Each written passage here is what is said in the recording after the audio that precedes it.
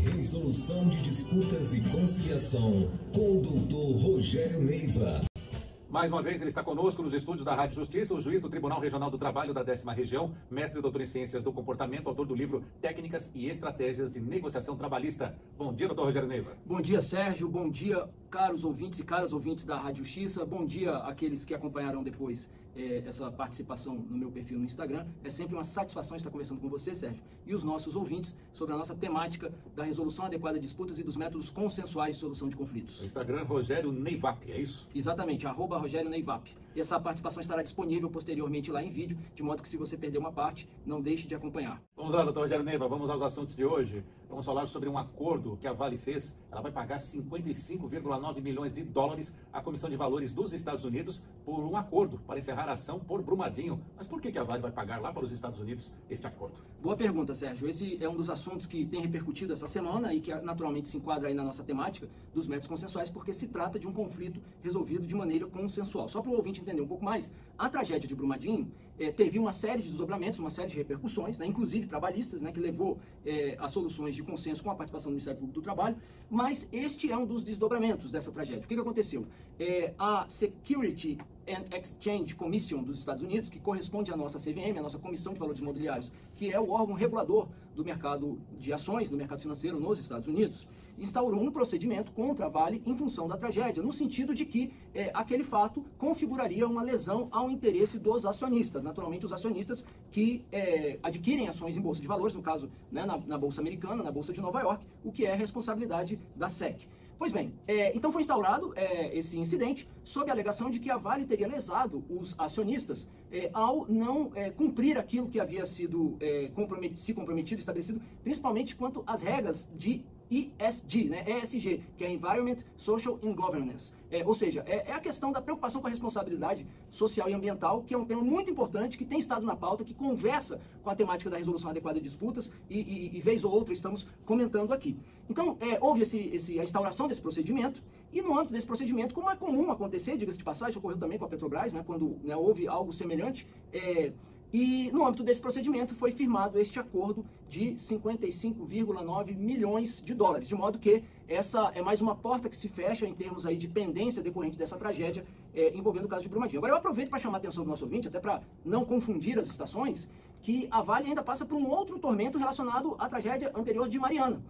Isso também é algo aí que tem circulado, né, e tem ocupado pautas e estamos acompanhando até para levar para o nosso ouvinte, caso saia uma solução de consenso, que é uma ação que foi ajuizada no Reino Unido, que envolve aí, tem como a pretensão de 40 bilhões de dólares, e alguns prefeitos de municípios atingidos pela tragédia de Mariana, existe aí tem ocorrido aí nos bastidores uma certa discussão, no sentido, né, de que há um movimento para que se faça um acordo, e outro movimento por parte de alguns prefeitos para seguir nessa ação, acreditando, né, que pode render bons resultados. Então ainda existe essa outra pendência, a ação foi ajuizada no Reino Unido, porque a sócia da Vale nesse empreendimento é a BHP, né, que tem sede na Inglaterra. Então estaremos acompanhando e trazendo para o nosso ouvinte, mas por hora o que temos é este acordo envolvendo o caso de Brumadinho. Vamos agora falar de do outro acordo que foi homologado, que traz também fim a um processo iniciado há 45 anos sobre a aposentadoria de trabalhadores da antiga Rede Ferroviária Federal, a Refasa, doutor Rogério Neiva.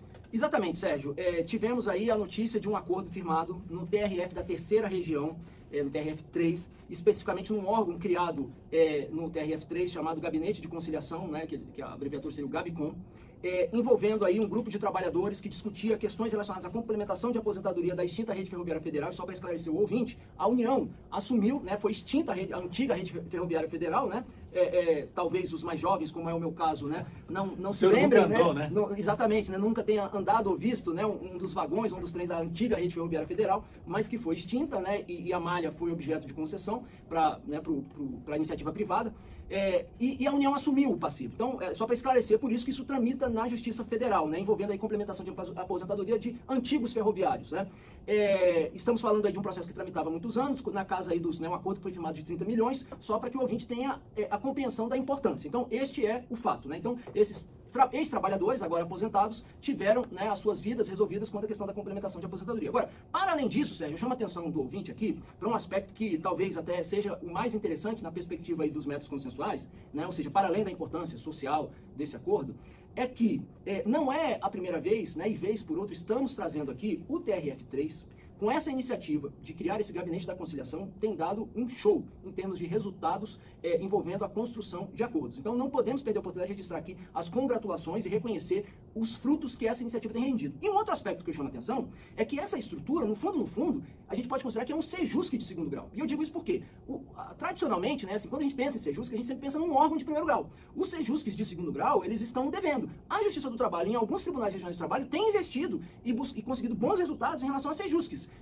de segundo grau, né? Inclusive, eu discuto muito isso com a minha amiga desembargadora Flávia Falcão, que eu aproveito para mandar um abraço aqui, se estivermos acompanhando, que é a coordenadora do NUPEMEC, do TRT da 10ª região, que é o meu tribunal, e tem uma preocupação muito grande com essa questão de implantar e avançar na 10ª região, seja de segundo grau, a exemplo do que outros tribunais vêm fazendo na Justiça do Trabalho. Mas eu não posso perder a oportunidade de chamar a atenção para o nosso ouvinte aqui para dois aspectos. Primeiro, o TRF3 tem feito um excelente trabalho com o seu Sejusc de segundo grau, que eles não chamam assim, né, assim como esse Gabicom, e é algo importante para que todos os tribunais tenham isso no radar. O Sejusc de segundo grau, que muitas vezes não é objeto de preocupação, conta com potencial para render bons frutos, inclusive conciliando processos que estão em fase de recurso. Então fica aqui esse registro, mais uma vez, as congratulações ao TRF da 3ª região, e eu espero estar trazendo outras boas notícias como essa. Até interessante essa notícia, o senhor fala sobre esse Sejusc de segundo grau, porque normalmente pensamos que o Sejusc entra, tem acordo, não tem, se não tem, vai para a ação judicial e aí esquece, né? Vamos só pela via judicial. Mas temos então essa oportunidade de ter um acordo de segundo grau, é isso? Exatamente, Sérgio, perfeita observação. Esse é o ponto. Os tribunais que investem em Sejusc de segundo grau, e aí temos não só a estrutura de Sejusc, como a atuação de desembargadores, eles criam uma outra janela de oportunidade para a solução de consenso, a exemplo do que acontece no Sejusc típico, né, de primeiro grau, no âmbito do segundo grau envolvendo recursos. E os resultados, eu já estive, inclusive, né, presenciando e vivenciando isso, né, quando eu era juiz auxiliar da vice-presidência do TST, por exemplo, no caso do TRT da 4ª região, né, que tem um trabalho, né, bastante redondo em termos de funcionamento do segundo grau. Então, é uma outra oportunidade de um processo de mediação qualificado, né, e adequado, como é o caso do Sejusc, numa situação em que já houve uma sentença. Então, é uma segunda oportunidade, bem lembrado, Sérgio, e não posso perder a oportunidade de fazer votos que os tribunais olhem para isso e aqueles que já investem nisso tenham bons frutos para que possamos estar compartilhando com o nosso